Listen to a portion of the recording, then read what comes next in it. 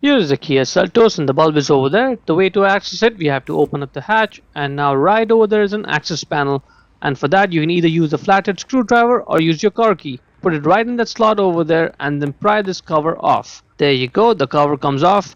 That's the bulb holder for the inner tail light bulb. Just grab it and twist it left, and now it's loose and you will be able to get it out.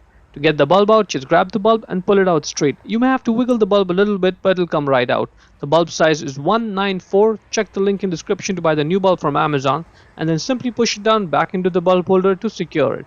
And now let's put it back into the light. And when you do so, you may have to do some twisting and turning before it just sits in flush. And because only after sitting in flush will you be able to twist your right to lock it. So once it sits in like this, good. Just twist your right and you're done. Now get the outside edge of this cover in place first.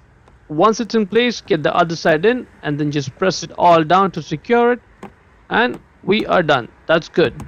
Hope you found it useful. Before we go, let me give a quick shout out to Naya Motors Inc. for letting us use the car today to film the videos. They are a used car dealer here in Ottawa, Canada. Check out the link in description for their entire inventory.